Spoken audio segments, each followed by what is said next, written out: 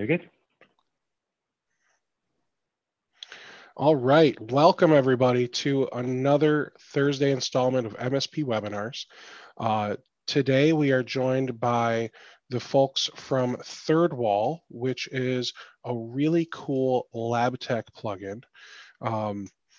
I'm just going to pass it right over to Scott, who is the other gentleman with me on screen. I'm going to stop sharing my screen. Scott, feel free to start sharing and just kick off. Get right into it. Okay, let's see if I can figure out your screen sharing mechanism here, make sure I've got it correct. Oh, it gives me like 10 choices. I got to figure out which one's the right one, right? You just choose the screen or the application is really what it's asking you. How's that?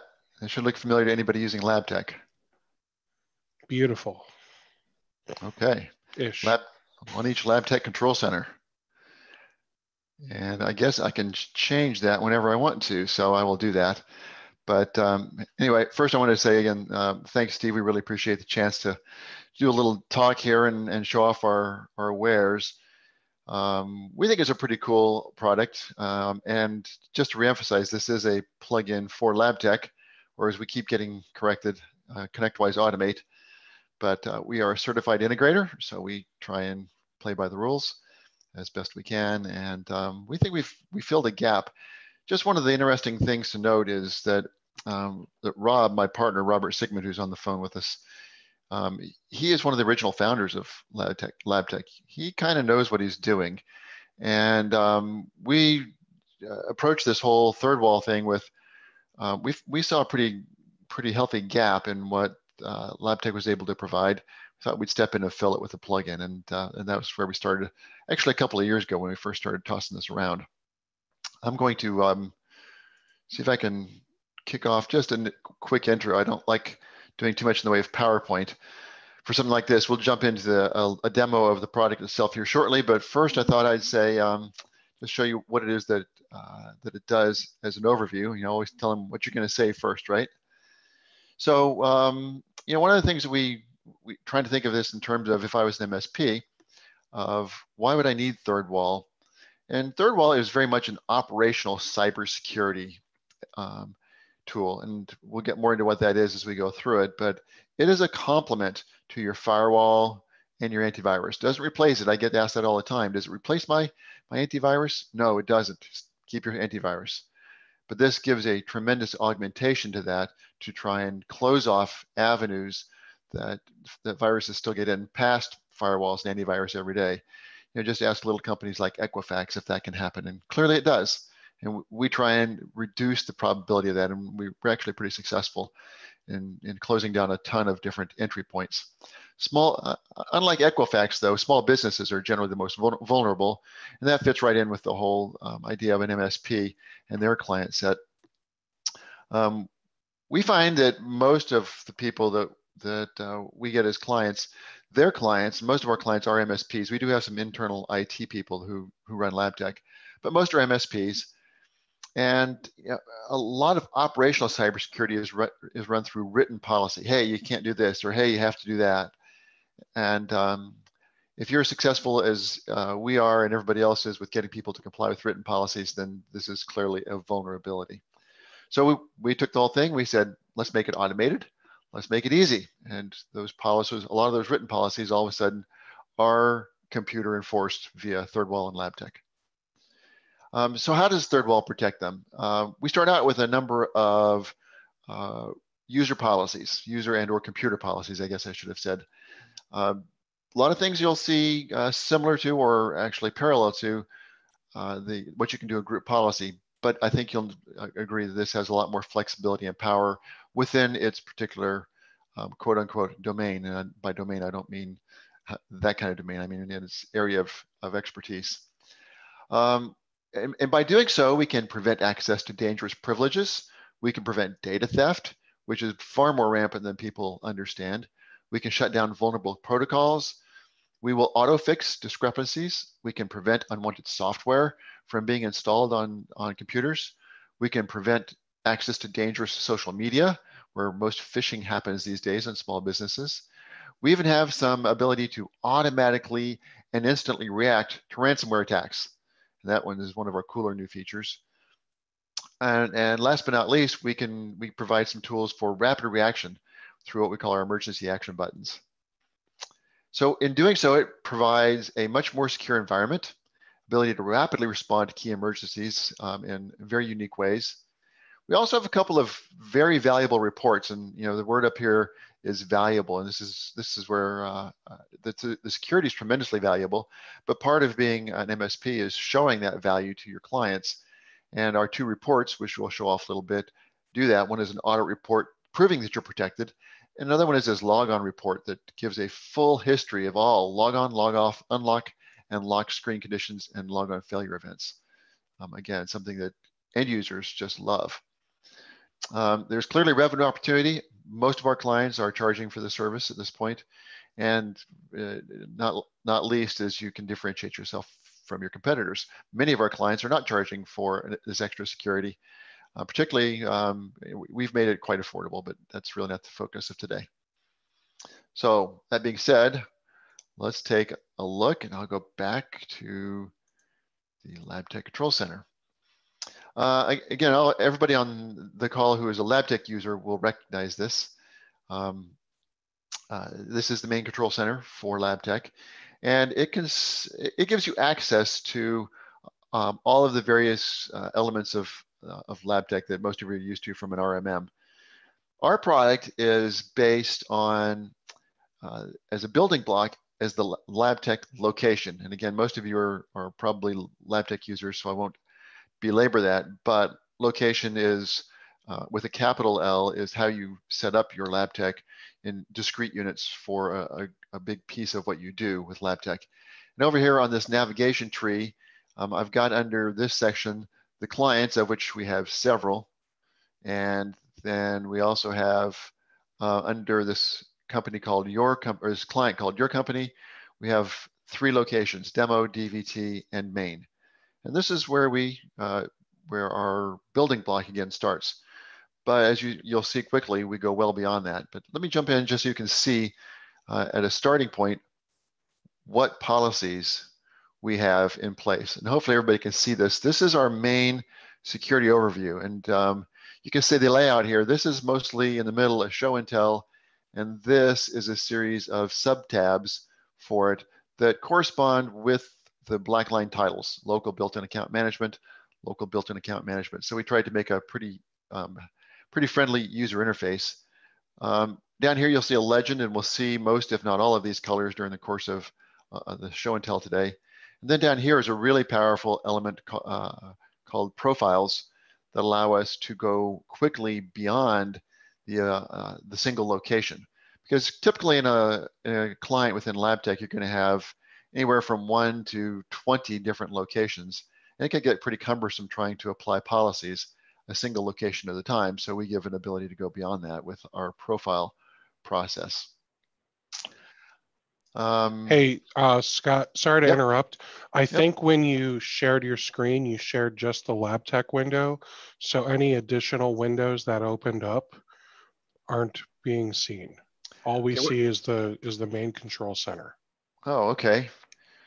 Well, I'm going to figure out how to change that then. So I would hit stop sharing, which is on the top of one of your screens. Yep. And then when you hit share screen, I would just choose the entire desktop, which is the top option.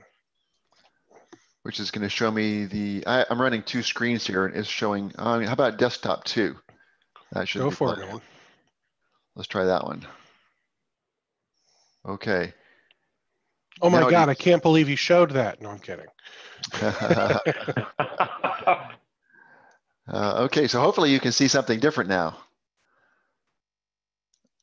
Yeah, it looks great. I now see the security overview. Okay, good. Well, if I happen to screw this up again, jump in quickly and put me on the right track. Thanks, Steve. No problem, man. This is a little different screen sharing system than what I'm used to, obviously. So let me back up a little bit and just point out again what I was talking about. In the middle here is mostly what the security overview, which is at a glance view of what's happening with our 56 different policies on this location. So if you've got 1 computer or 500 computers in this location, whatever happens on this screen will be applying to all of them.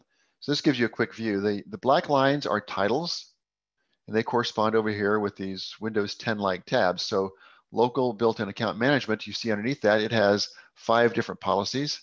And I'm going to go over here, and this is where we actually activate or control those different policies. Going back to this page, down on the bottom right, you see a profile page, and this is where we allow you to go beyond a single location and start applying policies to a group of locations, perhaps across an entire client at the same time. So it makes it much more user-friendly to be able to do things like that. Just briefly, and again, we can go into these in whatever level of detail you want, but I just wanted to go through the categories of policies so you get a sense as to what they are. The local built-in account management, and I'm going to go over here and do them over here just because it's a little easier to see, I think. So under local built-in account management, we get the 5 policies that are controlled under here. You can see some of them are all about securing the local administrator account, making sure that the guest account is disabled. And this one is one of our favorites for show and tell because it doesn't do a whole lot of intrusiveness. It just prevents people from logging on using their Microsoft log on like Windows Live or Hotmail credentials. So it prevents people from logging onto a computer with that. Under local user account management, we get a little bit more adventurous. We deal with local password length and age. We got password complexity enforcement, screensaver, which of course, many of these, as you probably know, are required for compliance with HIPAA, with PCI, or other compliance regulations. So we did a lot of focus on those. One of our favorites is what we fondly call RLAT, Restrict Local Admin Tools. Most MSPs, most of our customers find that they like to leave local admin privileges in place for their end users for certain key things that they want them. But of course, when you do that, you run the risk of them, oh, registry editor, I can play with the registry, or I can run as admin. I used to be one of these guys. Oh, I can fix this. Google it, change the registry. That's not always a good idea if you don't know what you're doing. So you can prevent people from accessing those with our RLAT tool. UAC, one of those things that you should enforce. These 2 down here are focused on preventing people from installing software that you do not want them to install. Still going okay, Steve? I want to make sure that everybody can see what I'm doing still. So far, so good. Okay, good. And if people, I keep seeing the screen for Zoom having a little activity. If we're getting questions, I'm happy to stop, so just let me know. Under OS security, probably most of you know that Windows actually logs every keystroke and sends it to Microsoft, so we can stop that, of course. Logon message, again, one of those things where you can use, now I'll go ahead and turn this one on. You can see just a click of a button and I can type in protected by your MSP, and then of course you have marketing and legal info here. And now every time somebody logs in, and you notice my save button down here is turned green, I'm going to hit save. And this policy is now active. And I'll come back to what these mean in a minute, but I just wanted to show a data entry. So you can, again, required by HIPAA, a logon message, but it allows you to do a little branding while you're at it. Smart Screen is useful if they're using Microsoft browsers. UPnPN auto run, age-old, well-known avenues for malware to get in. And we can, of course, disable those with a click of a button. App data, a lot of bad executables run out of app data. We can prevent them from running up to 9 levels deep. Terrible ones, including Spotify. Yeah. So we do have a question real quick. Sure. For the Microsoft account blocking, does that block Office 365 AD as well, or does it only restrict Windows Live accounts? Just Windows Live and Hotmail. Okay. Data IO security is all about preventing data theft. People often forget about that and they think data theft, oh, Equifax, somebody hacked them, and that's data theft. But most data theft, particularly in small companies, happens when an employee drags and drops to a USB stick and walks out. My wife happens to work for a small company. They have 12 people. They hired an account exec about 8 months ago. That account exec lasted 3 months, walked out the door with a USB stick with every client that their company had and went to a competitor. Would have been a painful one. So this is designed to prevent that. Can't write to optical disks or to USB or even to common cloud storage. So you can prevent a lot of data theft with these policies. And this one's worth mentioning, singling out, secure free space delete. We all know that when you delete a file, it's not really deleted. It's just the pointers are repointed, but secure free space delete on a schedule that you pick will delete all of those quote unquote deleted files with a 3-pass secure overwrite. What if the computer is off during the scheduled time? Then it'll do it the next available time that it's on. So it will wait, and these are LabTech commands, and our infrastructure is all based around .NET execution locally, and the DLL is all in .NET, but it issues LabTech commands. So that LabTech command will sit there until the computer comes back on for a couple of days, and we're actually working on a method for making that stay there for a much longer period, waiting for that computer to come back on. Wonderful. Under application security, uninstalling blacklisted applications. And these are LabTech blacklisted applications. So today, LabTech won't uninstall them for you. They'll just notify you. We'll uninstall them. For now, this is version 1 of this particular policy. It will uninstall MSI-based files. We're going to go beyond that, but that's where we are with that for now. Again, preventing phishing and productivity problems. We built this for security, but if you can block people from Facebook, your productivity probably just went up. And the CEO of your customer may be pretty happy with that. And by the way, this is a good place to point out, for any of these policies that you can make an exception for any single computer you want to, which I'll show you in a little while. So you're not applying this, you're applying this across tens, 20s, hundreds of computers, but then you can make exceptions for individuals who may need access to Facebook or who may need access to USB sticks, things like that. Windows Store, Google Play App Store, those are pretty obvious. And then the Office macros and OLE, again, if they're coming from outside sources, those get disabled as they come in with that policy. Protocol security is anywhere from firewalls to SMBV1. SMBV1 is, of course, famous as being one of the primary conduits for WannaCry. So if you'd had this policy turned on in that location, you would have shut down the ability of WannaCry to propagate in that location through what was arguably its favorite method. Some of these all of these, except for, of course, IPv6, are really obsolete, but we find that occasionally you'll see them in a legacy application somewhere. But if you can turn off obsolete protocols, you should. They are just well-known ways for malware to get in and to propagate. Last but not least, some of our favorites that are a little different than the others. This one starts by turning on and making sure that Windows logging for log on and log off events is on all the time on every computer. That's not real useful for all those of you who've actually looked at a Windows event log file for logging. It's not very useful. So we made it useful. We created a enable user logon reporting, which I'll show you here shortly. And that allows you to create a report for every user for the past full month, showing all log on, all log off, all unlock, all lock events, and every log on failure for the entire month. So we take all this garbage, turn it into useful information when you turn on this policy. So we turn those two on. Security event logging adds additional local only logging for which we'll probably find a way to use later, but right now we've just turned on about 20 different logs that Microsoft does not do normally.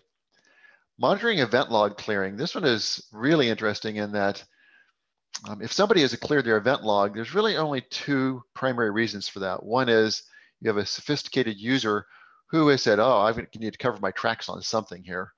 Or alternatively, you just had malware bury itself on that computer and it cleared the event log, again, as a way to cover its tracks. And those 2 happen, and that should be a big red flag.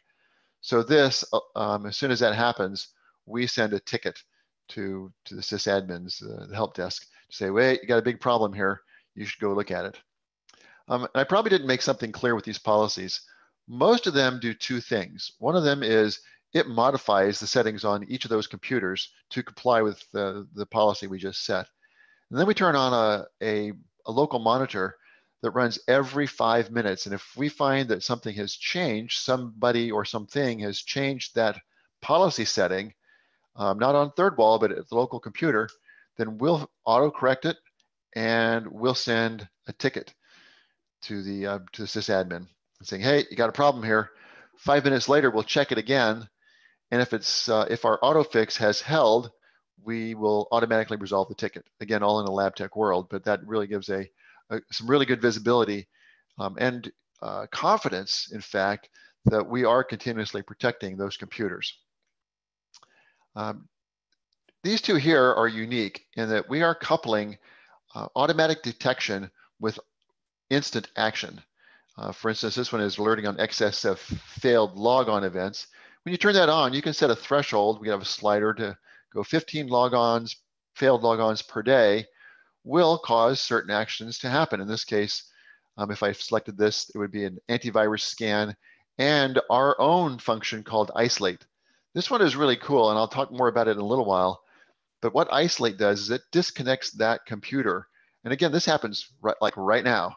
It'll disconnect that computer from everything in the network, internet world, everything except for their connections to LabTech and Screen Connect. Those are the only two things that will still be able to access that computer. So sysadmin gets a ticket. These actions have happened. Sysadmin still has the ability to call up and remediate that computer using their LabTech tools. So this is, and again, this happens like right now. This one's a step more impressive because what we do is this doesn't prevent ransomware attacks. Nor does it prevent ransomware from getting in. We'll leave that to the experts who mostly succeed, but not always. But ransomware does get by some of the antivirus and firewall that's up. And when it does, it tends to bury itself and wait for a little while, and then it will launch. And if it launches, what we have done is we have created a series of what we call bait files, and those bait files are out there on every computer. And we've got an instant response monitor on them running all the time. And if one of those files changes, the content changes, of course, we know what's in the file. If the content changes, we presume that is ransomware attack, and we will initiate whatever actions are selected down here. Again, right now, as well as sending a ticket. So this helps prevent, for instance, any kind of ransomware here or potentially here if you've got something going on with failed logon events. With isolate kicking off, it prevents propagation, spreading of that malware. So again, very fast and very powerful. And the last policy-based protection we have is this alert on unencrypted disk, which for now is tailored just for BitLocker. But if something is not on this location encrypted with BitLocker, we'll send you a ticket. We will not correct it. We'll just let you know. And that is the series of policies that we have. And you notice I've turned a few of them on during the course of my discussion.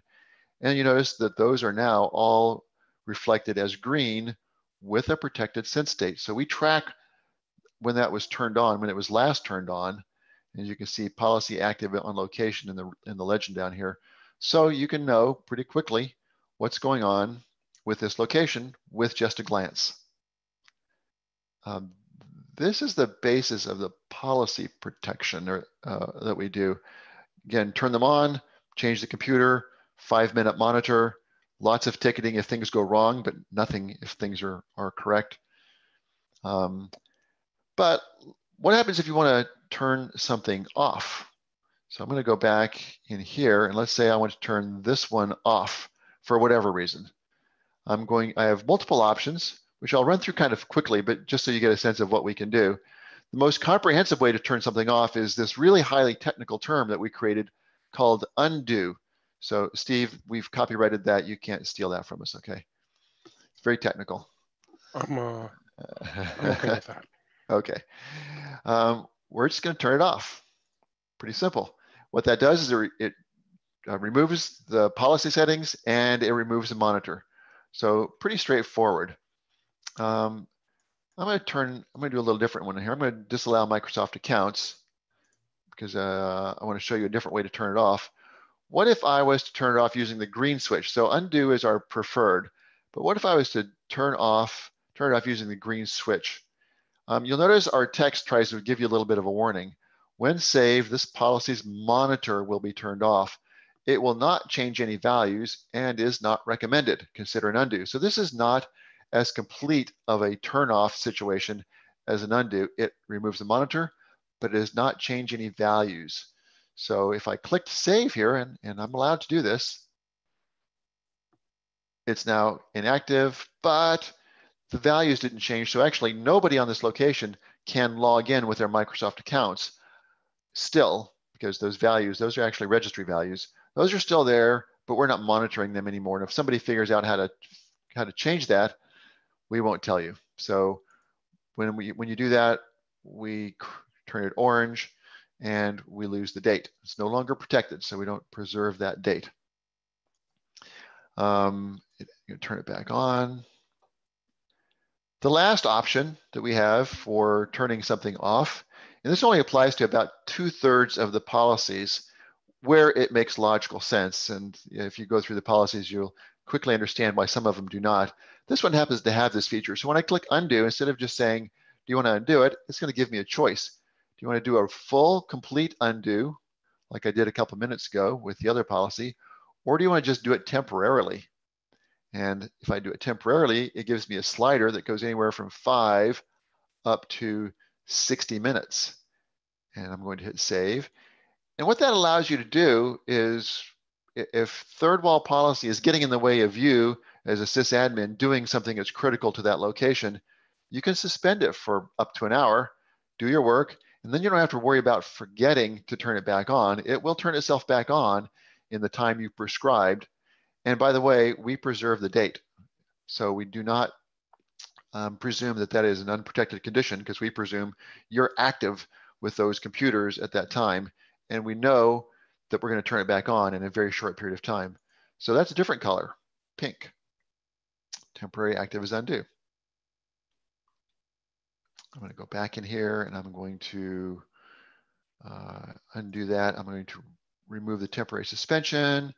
If I had waited, it would have just turned, the temporary suspension would have turned itself off, but I didn't want to wait 60 minutes. So you can see this policy is now back on.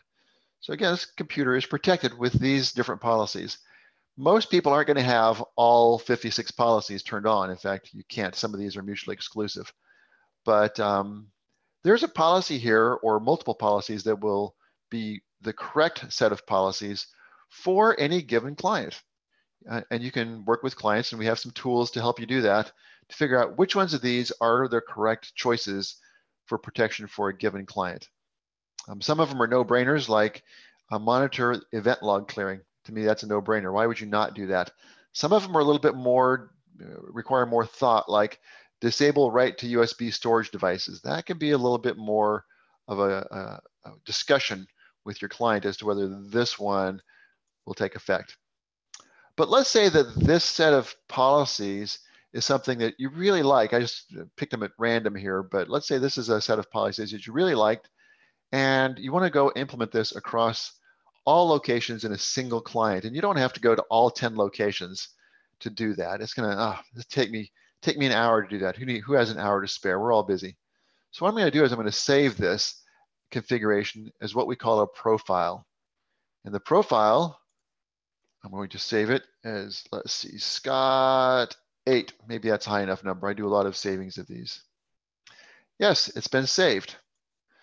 So once I've saved that, I have the ability to click here, and there is Scott 8. Looks like I've cleared out some of my tests. So Scott 8 is there. I'm not going to select it here, because I'm going to go actually, and hopefully, Steve, tell me if everybody can follow my screen here. I'm going to open up a different location. We've been working on this location called main. I'm going to go to this other location, DVT, which has a couple of computers assigned to it. As long as you stay on the same screen, we'll be good. Good. That'll work. Okay, I'm going to go to the third wall screen. And you'll notice This one is virgin territory. There are no policies enacted on this location. So let's go down here and let's do the drop down and let's select Scott 8. And I'm going to clear it once because it didn't load, which is a little unnerving because this is a pretty, and Rob, my partner, who's I'm sure watching, we may have disrupted something with our latest. This is actually our latest test release that I'm working on right now. So we may have screwed something up there. I'm going to try a different profile. That's working. It's just my save didn't work for some reason. So once a profile is saved, you end up with, it shows you as you select it that it has, in this particular policy profile, we've got 3 different policies that are part of it. And you can see pending changes by profile is down here. And that means that I can do one of several things. I can just hit save, and this will turn green, and it'll be just like applying the policies right here on the spot, all 3 of them at the same time. I can clear, which you saw me do a minute ago when my new one wasn't working. I can delete it, or I can click apply profile, which is the really fun one. Apply profile. This gives me the option of saving it to just this location, to every location, all 10, 23, whatever it is you've got for this client. I can save it to all of them, and these 3 will then apply to all the locations at the same time. Or if you're really being bold, to all locations and all clients. And we do recommend that actually for our clients, that they pick baseline of policies, create a profile, and apply it to all clients, what we call the no-brainers. And then come back and tailor another profile for just one client, and then you can apply it to that client only, and it will be additive to one that you just deployed to all clients. And then you can go tailor individual locations as necessary. So that's the workflow that we built this for. For now, I'm just going to apply it to this location. And you can see those have turned green with the appropriate dates next to them. So this is the profile function, really powerful. Just for those of you who are into protecting your clients, this particular drop-down list is user class protected. Even a super admin can't get to it. You have to be what we have designated a new permission called third wall admin, so that your basic line tech isn't going to be able to do what I just did. That will prevent them from applying third wall policies into other locations that, as you saw, we can't even see. So there has to be some care and caution with that. That is the foundation for applying protection. It's all about these policies and the monitors that they create and the tie into the ticketing system. So all that is the foundation for it. But what if you want to prevent a policy from applying to a specific computer? Well, we can do that as well. And for those of you who are LabTechers, including Greg, if you're on the phone, Greg, I don't know if if you were able to join, but I'm going to take a shortcut, and we're running LabTech 11, which has a new computer interface, which works great. It's just a little slower. So I'm going to go down here, and I'm going to go to this computer, and I use this super secret method of pulling up the legacy interface for a computer. Again, it's just faster. And there's our third wall tab. And the third wall tab looks the same on both interface, the new LabTech 11 and the legacy 10.5. This looks the same. So now I'm looking at a single computer. Instead of doing a policy across multiple computers, now I'm going to be able to make what we lovingly call an exception to policies for this given computer and just this computer. So it's one computer at a time, but any policies that you want. You'll see the legend down here. Green means this policy at the location level is turned on. So disallow Microsoft accounts policy is turned on and impacting this computer right now. Yellow means the location policy is not yet been turned on and may never be turned on. I have the ability to do an exception for either type. If I do it to a yellow, for instance, I can do this and click OK. And this exception was made before the policy was turned on. So should somebody later turn on the password protected screensaver policy, this computer will not be impacted by it. It will ignore it. Alternatively, if I want to make an exception on this computer for this policy that's already on, I actually get a choice. I say, do you want to make a permanent exception for forever, or do you just want to do it for a short period of time? Again, anywhere from 5 to 60 minutes. And that enables you or perhaps a technician sitting in front of a computer to get around third wall restrictions for a limited period of time. And I'll go for 12 minutes. And this exception that I just set will remove itself, and the policy will reapply in 12 minutes. And that's the beauty of making temporary exceptions. They're just as easy to turn off as they are to turn on. Just click one and turn it off. So making exceptions is really simple. Let me move from that down to the bottom right here, because this is a little bit different level of discussion. The emergency action buttons.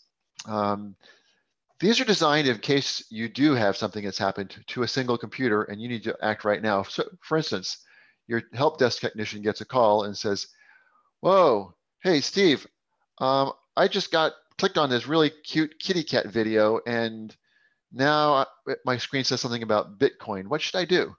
And of course, your response would be Erase everything. Erase everything, yeah.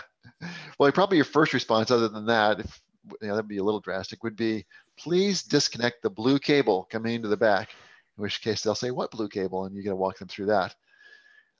Once you install third wall, a little different scenario. Instead of doing that, you simply click the isolate button. And you heard me talk about isolate a couple minutes ago, and isolate will send a command to that computer saying, hey, disconnect that computer from everything except for my LabTech server and my Screen Connect server. And that allows me to still have access to that computer and allow me through my LabTech tools to go and find out what's going on. So it saves me a trip potentially. Now I may or may not be able to actually remediate it. And if I can, great, it saves me a trip. If not, then all right, then unplug the blue cable and send somebody down there. You do have a progress bar, and this computer is being a little stubborn. Usually this happens in a matter of just a couple of seconds. This one's being a little stubborn. I didn't even see for sure if it was reporting in. But once it is isolated, this will go full green, and this will say, it'll change from the words isolate to restore access, or restore network, I guess. And what that does is it allows you to reopen all of those ports so that they do work. This guy's being very stubborn today. Not sure why. There it goes. So now that computer is isolated, and I can go into it with Screen Connect or any of my LabTech tools, fix it, say, boy, dodge that bullet, and click restore. It is a toggle, and networks are now restored. These three are designed for something a little different. What if you have a lost or stolen computer and you need to say, uh-oh, what do I do with that? Well, these three are designed for that. Screen lock does exactly what it says, just like Control-Alt-Delete, screen lock, and anybody with creds can get back in. So it's pretty mild. Lockout is a little bit more severe. It will actually cause that computer to kick everybody off. They're all logged off. It will disable all local accounts, and now the only way to get back in is if you have domain creds. This is also a toggle. Let's see if it goes a little faster. And once it's locked out, if you happen to regain control of that computer and you get it back, it wasn't really lost, it was just misplaced, you can restore access. And that just re-enables those local accounts that we had disabled. Last and most fun, of course, and everybody waits with bated breath over Annihilate. And this is for my partner, Rob. This is the new release version that we haven't released yet. We're going to here in a couple of days, and this was a known bug, so we haven't fixed that yet. You can see, though, this is user class protected. It should let me in because I happen to have third wall permissions, but there's a little bug in that we actually broke it with this latest that we haven't quite yet released. We're still working on it. And this one, Rob, I know is fixed, but he hasn't uploaded it yet to our demo system. So what this gives you a choice to do, though, and again, it is double protected with a couple of pop-up screens. the first screen says, all right, what kind of annihilate do you want to do? The first choice is a simple quick annihilate, and it does a deletion of my documents, and then it destroys a registry. All that happens within seconds, very fast. The second option is a secure annihilate. It deletes my documents, and then it runs that secure free space delete that I showed you as a policy. So it runs it on the spot, and then it destroys a registry. That, as you can imagine, takes quite a bit longer to do a three-pass secure free space delete overwrite. So if you have that, if you think it's going to have that kind of time, that's a more secure way to do it. And the last one is encrypted annihilate. We have a built-in encryption algorithm into that one, and it will go and encrypt the entire hard drive. And if you happen to recover it, just we will obviously give you the decryption key, and voila, you have a computer back. But meantime, you have protected all of the data on it. So 3 different ways to annihilate a computer. Last thing we like to show, some of the real power of this happens to be in the reporting systems. What is it that I'm protecting, and what can I show my clients for some actual big value? Because protection tends to be kind of invisible. You think, well, how do I know that you stopped this? How do I know that you stopped that? And it does. We all know that if somebody, for instance, goes to their on a small business, goes to their Gmail and clicks on that same cute kitty video, they're going to introduce a virus. And an astounding statistic that we found in our research for this product: 11% of all people on personal email will click on phishing attachments. 11%. So if they're in their Gmail on a work computer, you're at risk. So, but it's kind of hard to demonstrate. We just saved you from phishing, because phishing didn't show up, but it's kind of that old everybody who's not in the room, raise your hand type of problem. So a couple of really good, powerful reports to help show the value. And we're going to run this at the client level because these are client reports. One of them is under view report, it's called the third wall client audit report. And it shows you by location, wherever you have any policies turned on, and we have policies turned on in 2 different locations, DVT and main, which policies are currently active and when did you actually turn them on? So if you turned them on a year ago, you can show auditors, for instance, and this is a great value for HIPAA, PCI compliance, and things like that.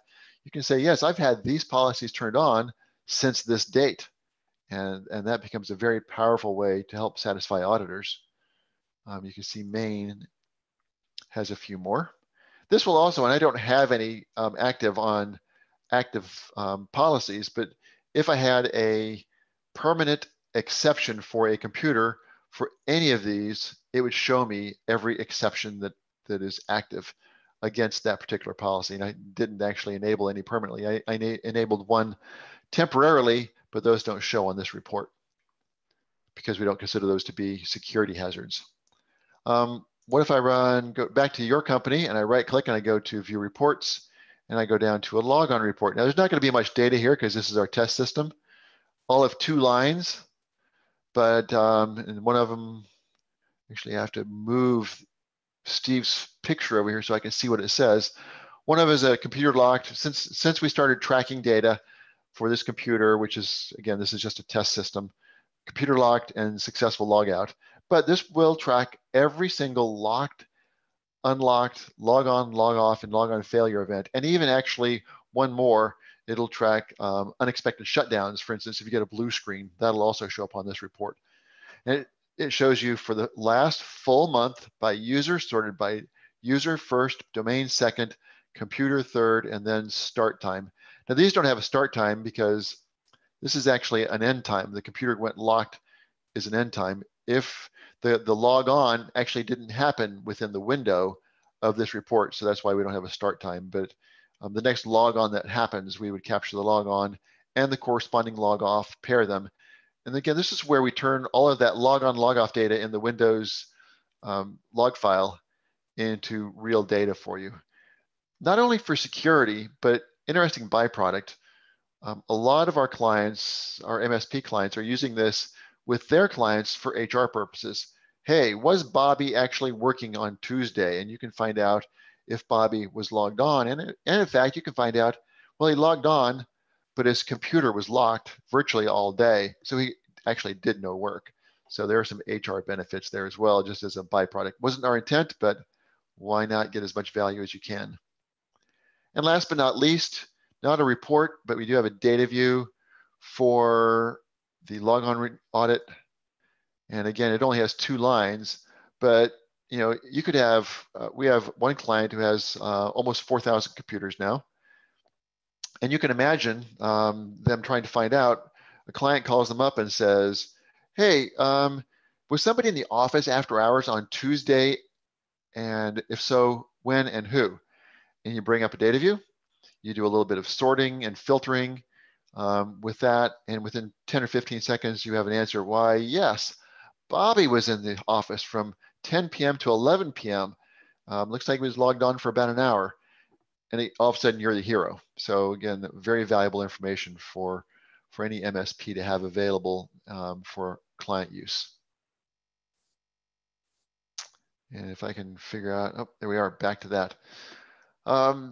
That's the essence of our product. It's all about protecting with policies, some emergency action buttons. Some of our policies have their own built-in emergency action buttons, making exceptions for a single computer, spreading policies across multiple locations at the same time. Again, very powerful protection in this world of operational cybersecurity, which, given the sophistication of today's firewalls and antivirus, this is the new frontier where you really need protection, which is why we focused on it. And we built this in conjunction with a certified ethical hacker, and he's certified. This will help stop a ton of malware and data theft. That's our presentation, Steve. Questions from the crowd? Or did we do such a thorough job that we have none? You have 3. Excuse me. So how can we confirm that a system is truly isolated and not just trust, oh, well, Third Wall says it is? The easiest way is you can ask the user to connect to anything just that fast, and they won't be able to. If you're probably on the phone with the end user, the easiest thing is say, go to the internet, click on something, and you'll find it's completely disconnected. I'm going to ask Rob, my partner, to chime in. Rob, are you still on the phone? Like I am. I imagine it would also be safe to then say, if I were to do a remote background command prompt, if I were to try to do like a ping 8.8.8.8 or something that we know normally can ping, it would not ping then because you've isolated it, right? You are correct. It will not ping. In fact, that's how we do our testing. That is my go-to test. Yeah, exactly. What you just said there, Steve. Good. Absolutely. So how can we confirm? Because I would like to answer you here, Ed. I guess you really couldn't, other than trying to hit a whole bunch of sites after you isolate a system. Now, as the dev of the isolate function, I can tell you that we first apply an entire blanket coverage, okay?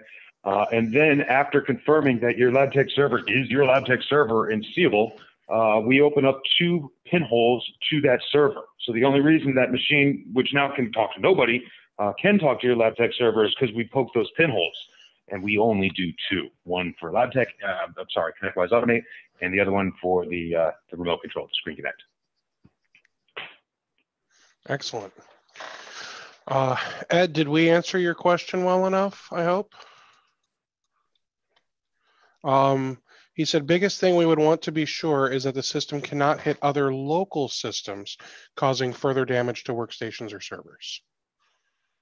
And that is exactly what it does. Your user won't be able to see Facebook, nor will they be able to see their local printer, assuming it's a network printer. Everything is absolutely gone. To the end user, it's just like the internet's down, the network's down, right? Perfect. Now, you know that it's working on your LabTech server, but to all practical purposes, everything's off. Perfect. If an isolation event occurs, and Andy, can you please correct me if I'm wrong? If you press isolate does the end user get a notification saying that, no, your internet's not down, we just isolated you because you were naughty or whatever? No, there's no notification. It just happens. And all of a sudden they can't reach anything. Presumably Okay. you aren't going to hit that isolate button unless you are responding to a user situation.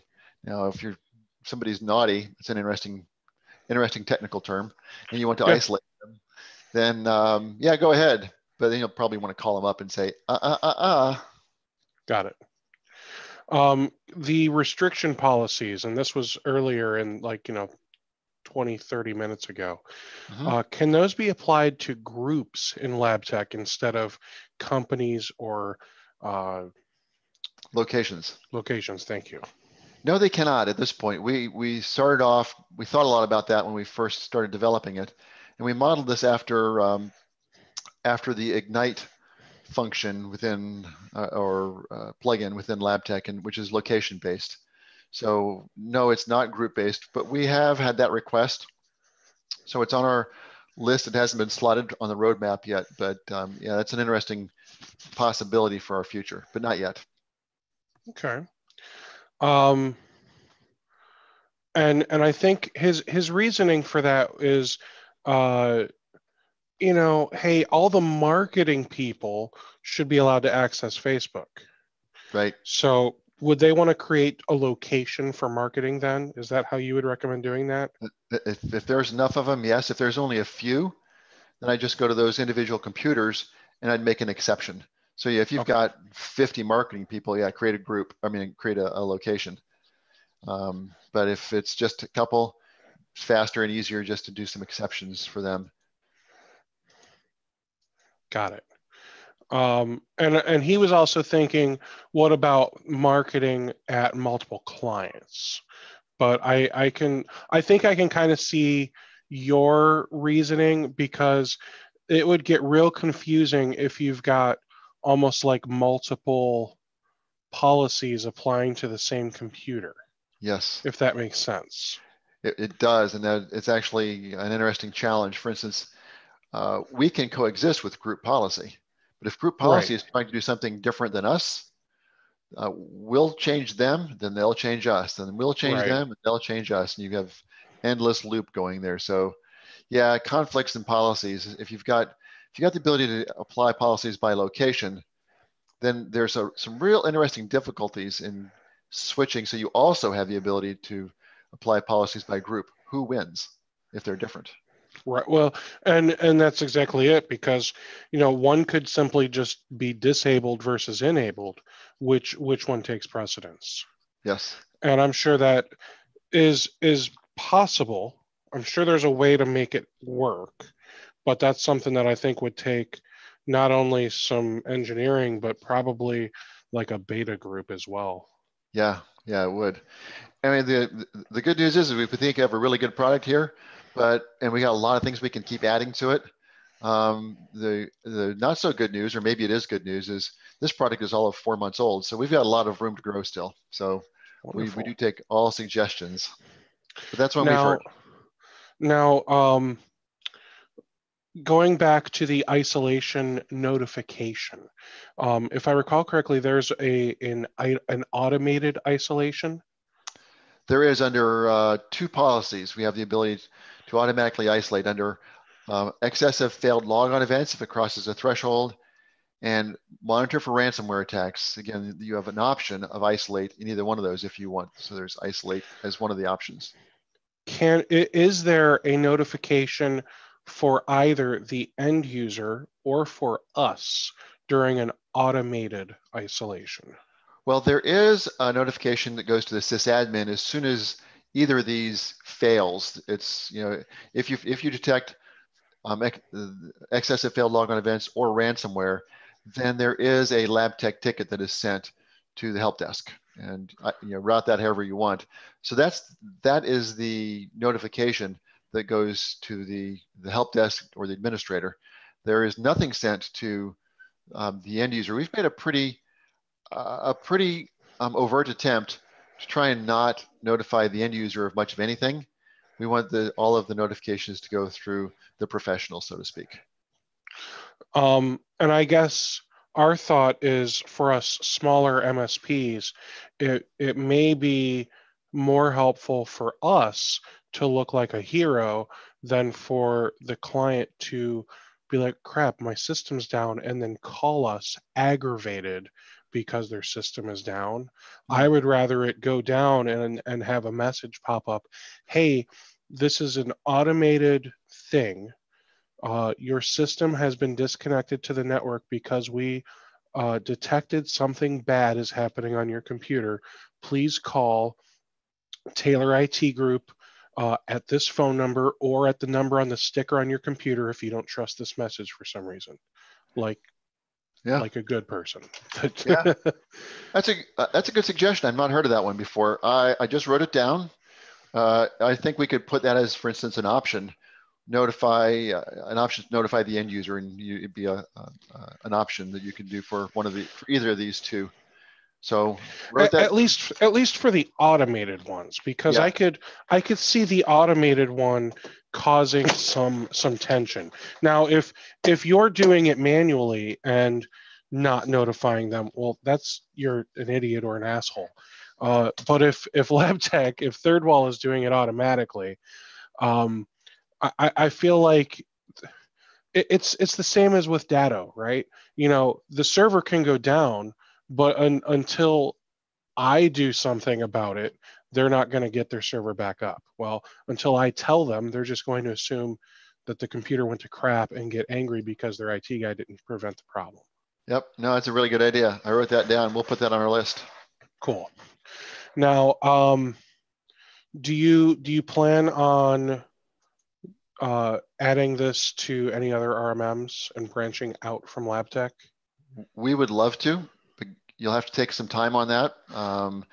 We've got a lot of work to do on LabTech first. We've got some interesting loyalties to LabTech, given that Rob is a founder. So the answer is maybe, but fair enough. Hard to say. We're too young in our evolution. If every LabTech user in the world buys this and we say, oh, great, now we have now what? The bandwidth and the money to go to somebody else. Yeah, certainly we never rule that out, but right now there's no plans to do so. It's just certainly we're a business just like everybody else, so we'd like to maximize what we can do both from a business perspective and a protection perspective.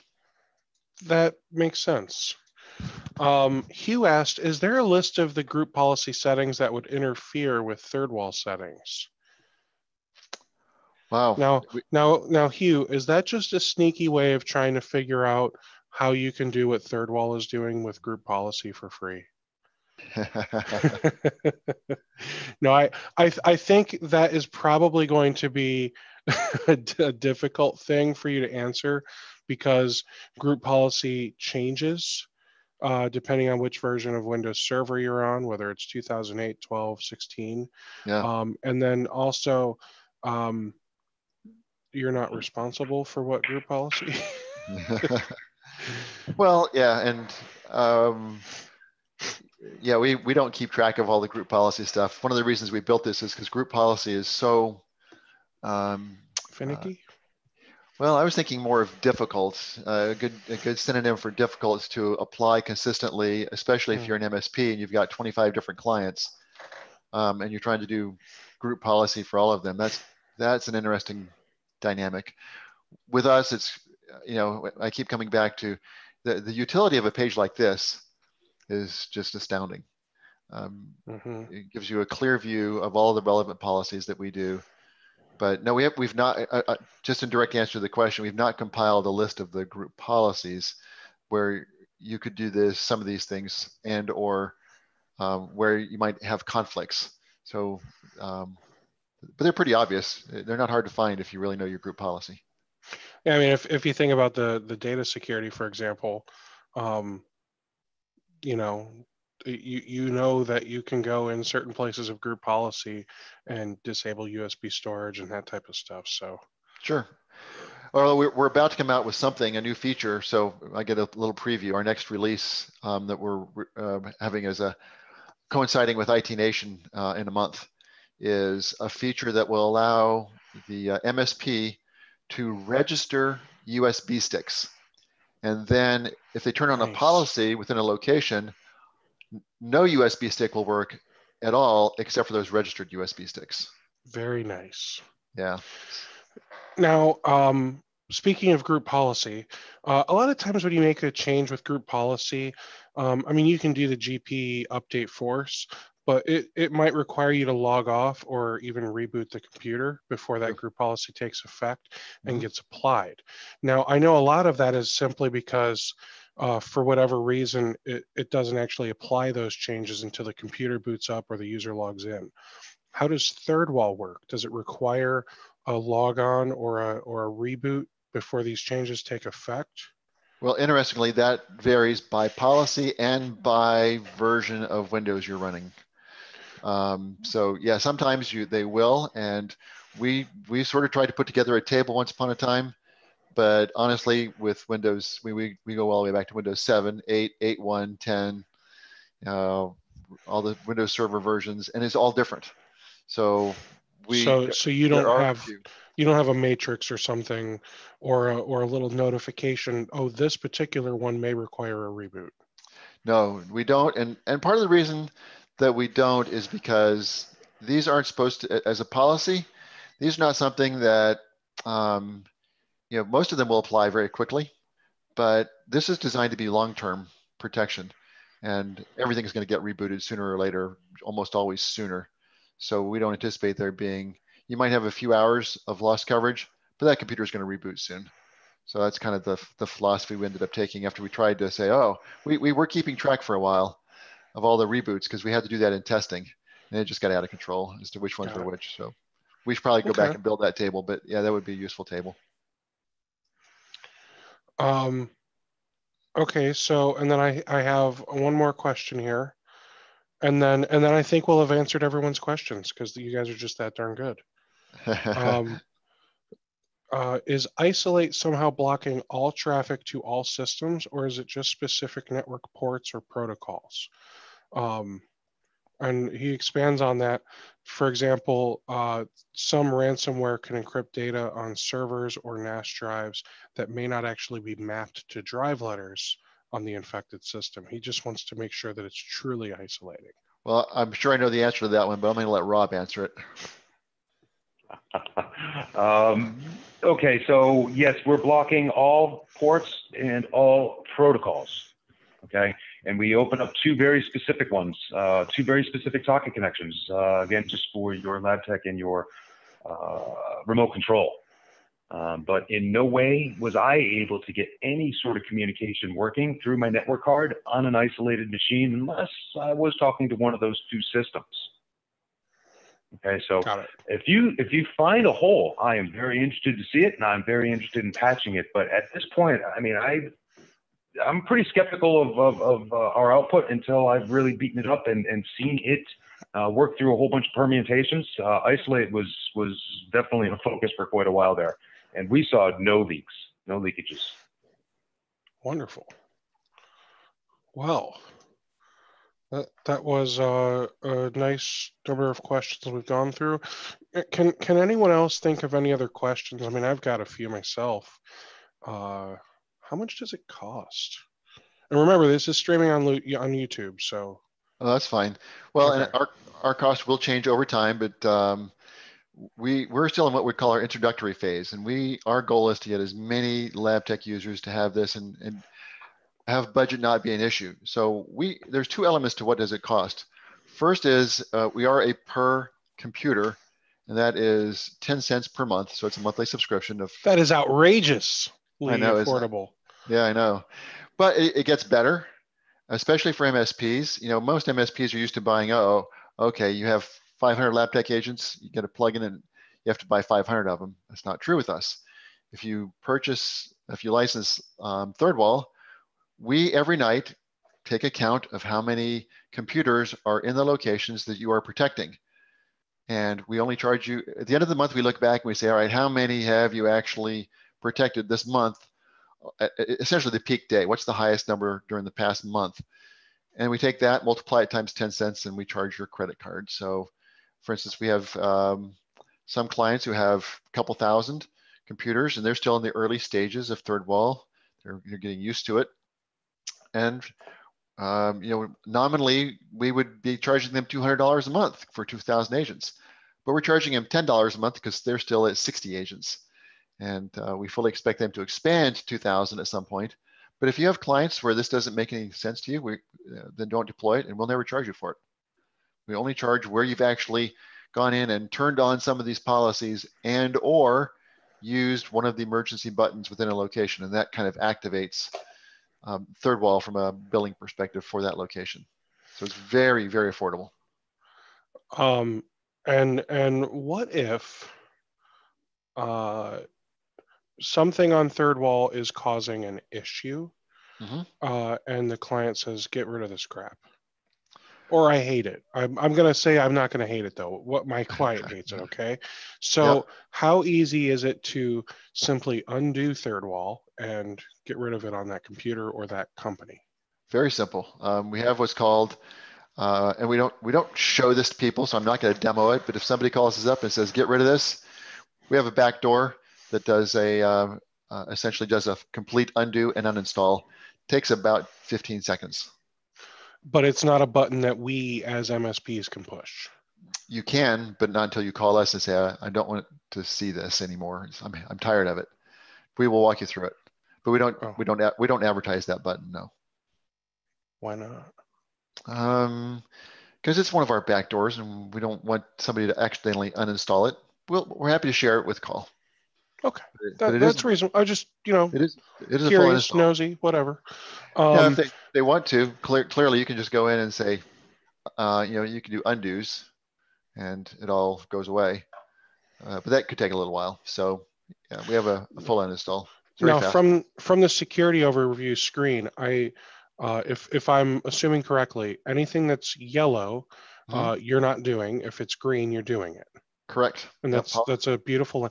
Now, can I just click on the item that's green? No, actually, this is merely a show and tell.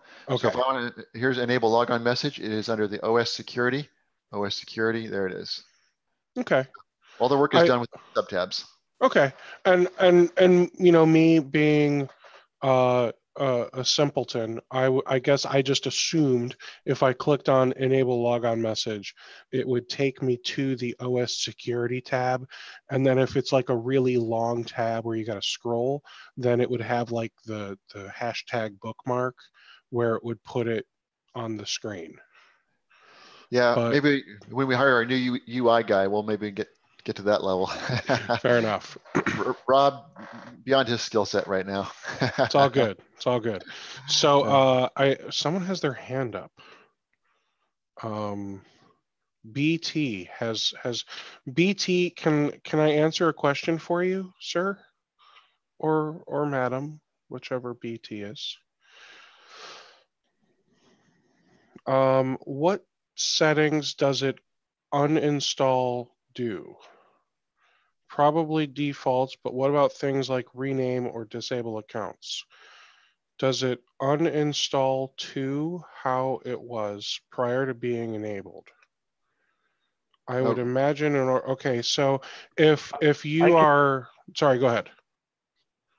I think I understand the question here, and it's an awesome question. I get it. Basically, what happens if I just remove it now? If you just remove it without making changes, it's like Scott demonstrated earlier. Just turning off the policy simply removes the monitor. It's going to have no impact. So if you turn something on, it's going to stay on. If you never turned it on, it's going to be wherever it was, right? It's the undos that put everything back to what I like to call OEM, okay? There are a couple of policies it doesn't apply to. Admin password. If you punch undo, it's for all practical purposes the same as just turning off the policy. I'm not going to set a password to a default password. I won't do that. Okay. Well, that's good. The other one is the guest account. There's an outlier there too. Undoing a guest account, I'm not enabling the guest account. Again, same reason. It's just nobody wants that. All right. But all the other undos will flip it back. The only exception to that rule I could think of would be firewall, because if you undo an enabled firewall, and I agonized over this one, but we ended up going with, we turn off the firewall on an undo. Okay. Some of them don't have any practical application. Enable user logon reporting. It's very much like the password, in that undo does the same as just turning it off. So I guess my assumption and Ed's assumption is that it would have created some type of snapshot of the settings. So for the firewall, for example, maybe the firewall's on, but you've got a bunch of firewall policies that are created. I guess I just assumed you would have taken a snapshot of all those policies, applied your version of the firewall with the policy, and then if we hit undo, it would just set it back to what it was before we did. That's what I feel like an undo does. Yeah, that's fair. That's very close, but we don't remember the setting before we change it. We just assume that we know what it was when it was brand new out of the Microsoft farm, okay, and we put it to those values. So example, UAC, if it's an undo, it doesn't matter what it was, it's going to go to UAC 3, which in our experience is constant across all the platforms. So if you rename a local admin account, it will just rename it back to administrator when you undo that, right? Yes, sir. That's right. That's exactly right. Changing the password complexity setting and then putting it back just simply gets rid of the complexity requirement, but doesn't change the password. Correct. Exactly. Perfect. Exactly. Now, how quick? Now, so this is a question somebody asked. I'm going to tell you what my assumption is, and you tell me if I'm right or wrong. What's the refresh rate of policies like if the user changes something? So if we enable one of these policies, how quickly does that take effect? My assumption is that is a command based on your earlier statement, which would happen at the next time the agent checks in. And then however quickly that command runs, if it might just be a PowerShell thing that takes 30 seconds.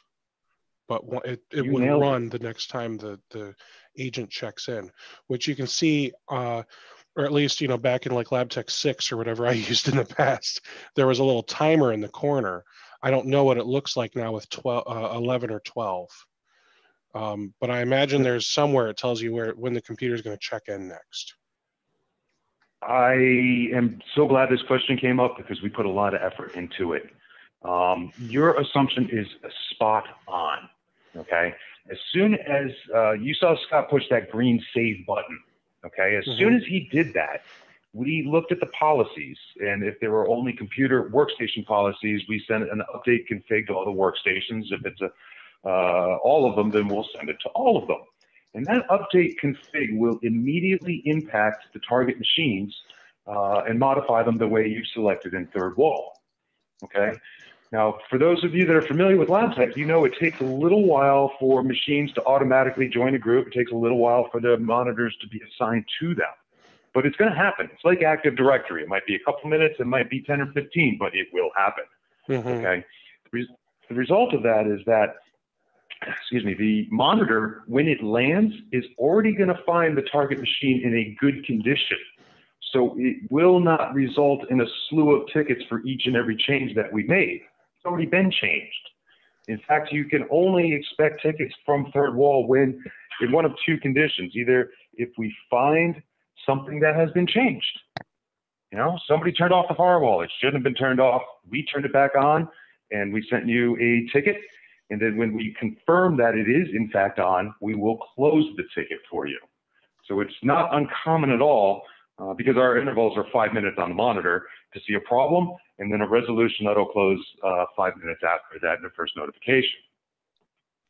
Okay.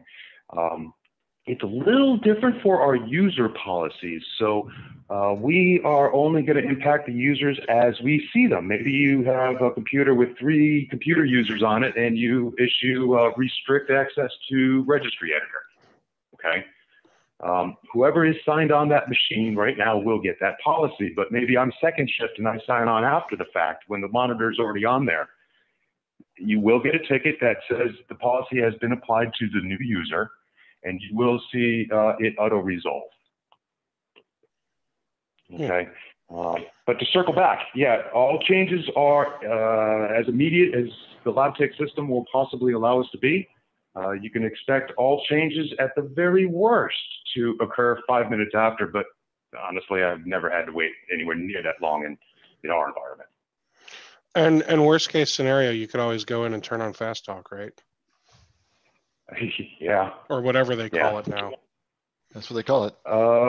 I've always called it fast talk. I don't know if somebody, I know there's tunnels in there now too, but I'm an old dog. If you want to teach me a new trick, good luck with that. As you see, I'm still calling it LabTech, right? Yeah, that's true. Okay, so let's see. Say they, and I don't know if they is, I'm going to assume it's the end user on the computer. Say they happen to turn something off without it triggering an alert or warning. Is that even possible, first of all? Is an end user able to undo what we've done with third wall? Well, they can, for instance, if it's a registry change and you haven't restricted access to registry, several of these are registry changes. And if they happen to be sophisticated enough to figure out how to use registry and can go in there and change it, sure, they can do that. Okay. If they do, then our monitor will catch it within 5 minutes. We'll change it back and we'll send a ticket to the help desk saying, hey, this end user changed something and we changed it back. So how does it know that the user or whatever, something got changed in the registry? So your system is constantly monitoring everything that it's set up? Yes, that's that every 5 minutes monitor for all these policies. Other than ones that have instant monitors, like the monitor for ransomware has an instant monitor. But the other ones are, every 5 minutes it checks it. And if it finds a problem, it'll fix it. It'll send a ticket. And then 5 minutes later, as Rob described, it'll check it again. And if the value is where it's supposed to be, then we'll close the ticket. So it'll be automatically resolved. So that's a really important thing for everyone watching right now to keep in mind that I didn't even think of. So third wall is not just a simple, we're going to change these settings and that's that. It is, we're going to change these settings and make sure they stay the way that we change them. And if something happens, we correct it. Yes, absolutely. Otherwise, it's not really protected. If you were to disallow something, registry, command prompt, whatever, what happens when a user tries to open it? Do they even see it as an option? Is the icon hidden somewhere, or? It varies by which one we're restricting. Okay. Some of them will just pop up a box saying, hey, permission not granted, you can't get in. I forget what the exact, it's a pop-up box. It says you can't go there. Some of them, it's been so long since we've tested these. I think, like, for instance, the run as admin option, when you right click, doesn't even show up. If you've restricted the run as admin, it's not there. So various permutations of what you might see, but they can't get there. They simply cannot.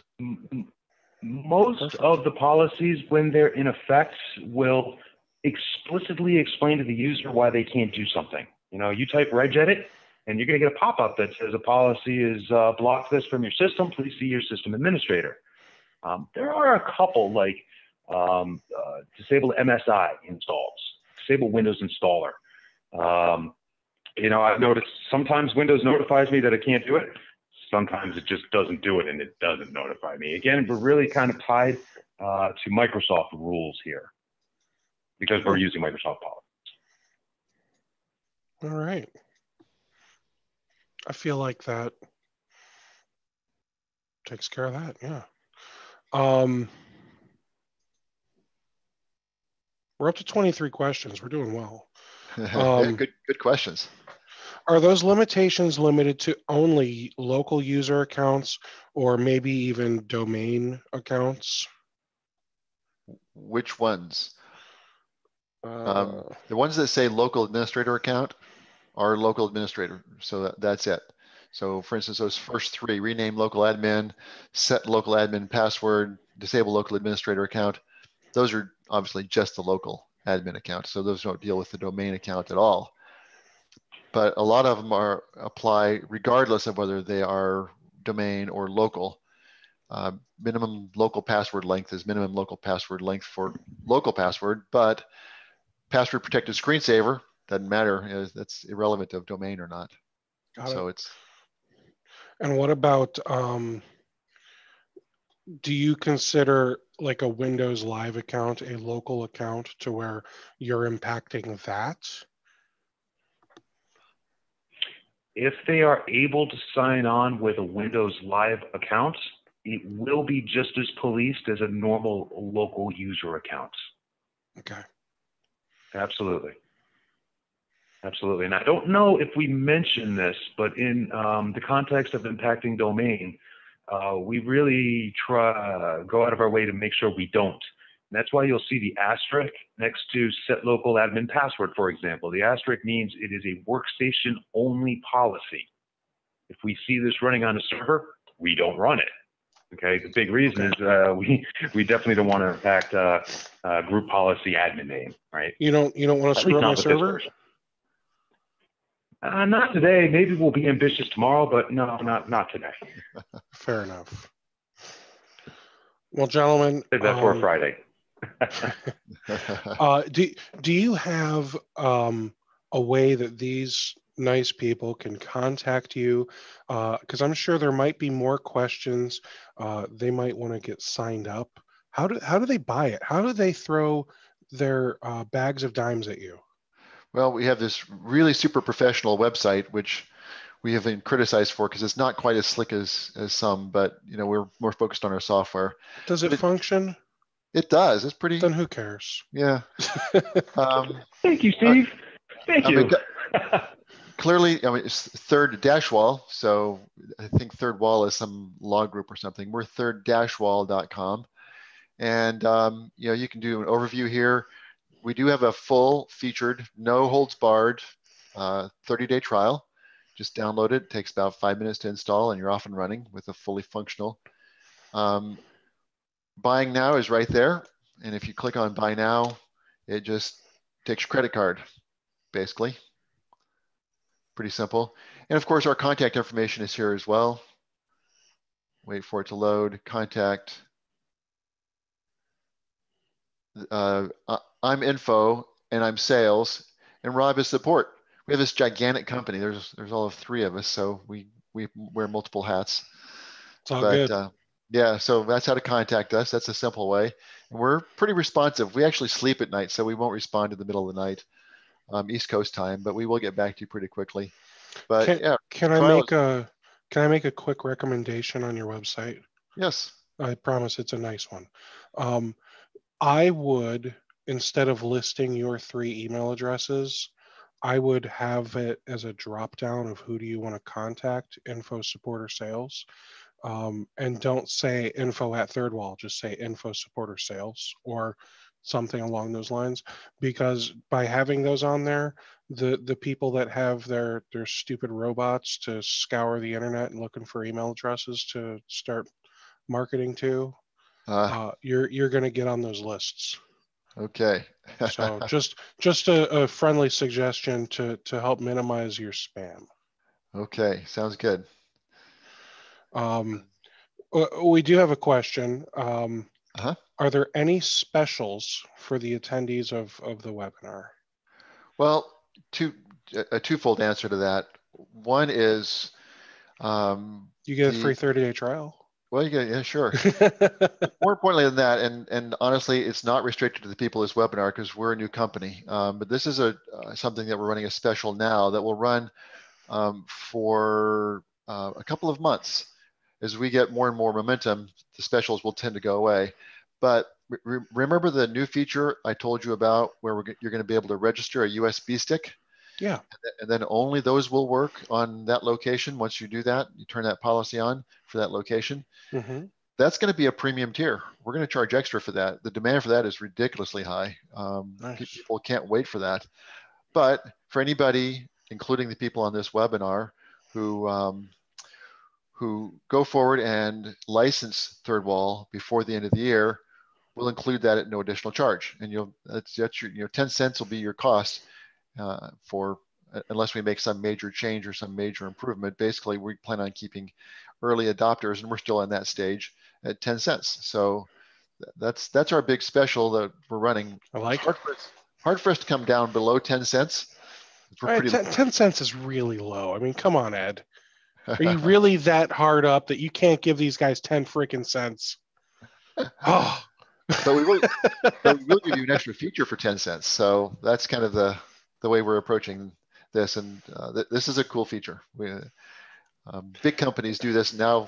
MSPs and their little companies can do it. Registered sticks. And if you think about a business model for an MSP, if I was an MSP, I'd buy a few hundred of those data sticks with my brand on it, and I'd sell.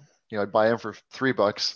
I'd sell them to my clients for $10, and only those sticks are registered, and you can charge them. See, if I were you, I'd charge them 10 cents per month for those per computer for those data sticks, and all of your costs for third wall are recouped just like that. Man, this guy. What brilliant. A sleazeball. Yeah. Charging those clients. That is a fantastic idea. However, to be completely honest, I would probably spend more than $3 because I wouldn't want junky flash drives to give to my clients. Yeah, pick a level, pay $15 and charge them 30, whatever the appropriate number is. Yeah. And honestly, if I charge them 30, the profit is 15, and that's $15. There's 10 months in $1. So so I think even if I just get them to buy a flash drive, I think I'll be set for a few years. Yeah, there you go. Oh, man. You guys know your business well. We're just giving you a great tool. You can figure out how to monetize it. I love it. This is the kind of thing that even people that don't use LabTech are going to strongly consider LabTech, because it's plugins like this that make it really, really easy for us to say, oh, man, I just need to use this system because it's going to make my life easier, and it's going to make me look like a superhero for my clients.